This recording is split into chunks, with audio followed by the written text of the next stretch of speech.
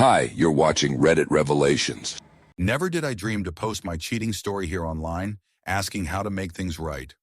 Well, here I am, confessing everyone about my broken heart and trusting. My wife and I, Sarah and I, have been together for 10 years. We are married for 8 years. She wanted an open marriage. Now she regrets it all. We met in college and were each other's first and only. I thought we had something rare, something beautiful. But as the tale of my devious cheating sets in, I realized maybe I was one of the few who thought so. It all began when Sarah joined a new job. She was unable to gel well with the new colleagues, partly because she was naturally shy. So eventually she started with quite an attractive group of females, some of whom were single or divorced. Some were even in relationships but were not married. I was pretty glad to see her making friends indeed. But soon enough, this tale of cheating began to take shape as she started going out for booze, partying and staying out late. I felt getting more and more concerned about this new trend, but at the same time, I did not want to scold her nor appear controlling. This new lifestyle began to take tolls on our relations in the bedroom. Sarah, who rarely started intimacy before, became even more distant, too tired or disinterested. Then there was Mark, a new manager at her company. Sarah admired him and was not shy about talking about how well he could solve problems at work. First, nothing came of it in my mind, but as this cheating story progressed, my concern grew. I asked her why she was so obsessed with him, to which she dismissed the whole thing and said there is no cause for worry. Then came a conversation that I never had in mind. Sarah asked me, "Do you ever regret not being more promiscuous with women?" I simply said no. She is all I need. I almost saw a glimpse of sadness in her eyes, but she changed the subject quickly. This is when the real twist in my cheating story began. Sarah started suggesting we open up our marriage to spice things up. I was floored. This wasn't like her at all. I asked her if all of this had to do with Mark. She said it wasn't, but she felt she missed out by being with only one person and not wanting to lose me. I cautiously and perhaps more naively agreed to her proposal. We set ground rules, not bringing any home, and it all seemed wonderful. Little did I know that it was just the start of a rather painful chapter in our story of infidelity. Sarah went around dating, and sometimes she even indulged in one-night stands for the following year.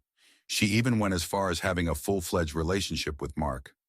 Meanwhile, I made efforts to adapt to this new setup, but I could not in fact be successful. I dated her and yet could not even manage to have one-night stands. It felt like something wrong to do. Sarah asked me if I was doing all right, but she never changed her behavior. It was the pure, special innocence of our marriage, but she slowly began to kill me inside with this. Then came another twist in my cheating story, Hannah. She was this awesome woman from South Korea. Our conversations went so smoothly, and her smile could forget all of my pain. She was making that intimacy unlike anything I'd ever had before. For the first time in years, I felt truly desired.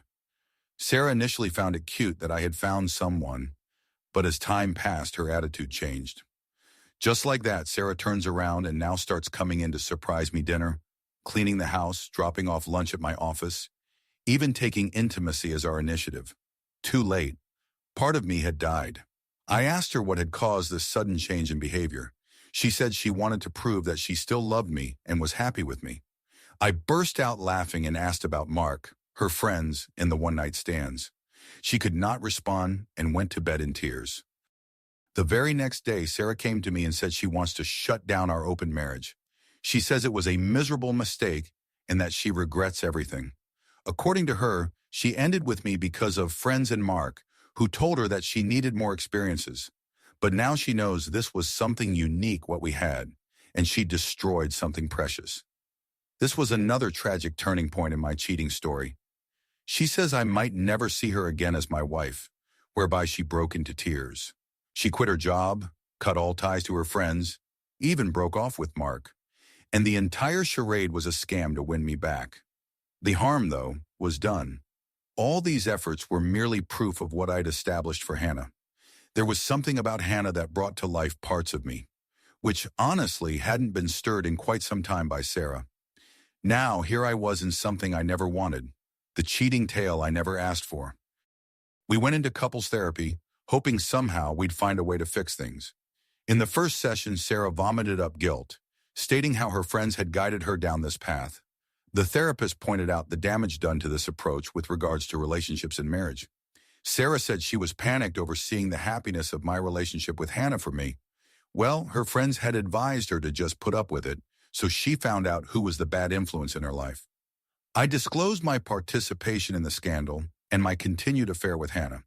The therapist said nothing concrete would be achieved till Hannah stayed and brought up the topic for consideration of another session. Sarah and I moved to separate apartments for the time being. It was in our second meeting that Sarah shared further excruciating truths about her relationship with Mark. They did not cross physical lines before our opening marriage, but had touched themselves in front of each other. This was a further blow on an already fragile heart of mine. She cried and begged for forgiveness, explaining how she had been nothing but a distraction for Mark. Only made her betrayal harder to bear was that she insisted she had never stopped loving me. As this cheating scandal emerged, Sarah suggested we should leave and start anew. Still, I wasn't there yet. It needed time for it all to sink in. Meantime, one of the girlfriends Sarah's been dating had herself gotten into a pregnancy scare. She spilled Mark on something that would probably end up getting him fired. Her apology to me after hearing her buddy was part of Sarah's wrongdoing, trying to get out of the mess she helped create. One day, returning home with some belongings, I found Sarah amongst our wedding photos. "Look," she said, "Mark sent me a message. He ripped into me for exposing him. She said she had done it to rid us of the secret's power over us, give our marriage a fighting chance. But she knew that was too little, too late." I told Sarah that I was ending marriage counseling and seeking individual therapy instead. She wept uncontrollably. I was numb. I had previously consulted with a divorce lawyer, unsure whether there was anything left worth saving in this cheating story. It's pretty obvious that she's desperate to win me back, but I no longer see the same future for myself as she does. When I left that day, Sarah was screaming her head off. What did Hannah have that she didn't? She wanted to know. If she can't see it now, I told her, I guess our marriage is really over. This is a cheating story of consequences. My wife has to face the after effects of her deeds, trying to unwind her mistakes. Life doesn't work that way. Perhaps one day she will be a better partner, but it won't be with me. She will always remember what she did and regret it. That is more than the many people get from their own cheating stories.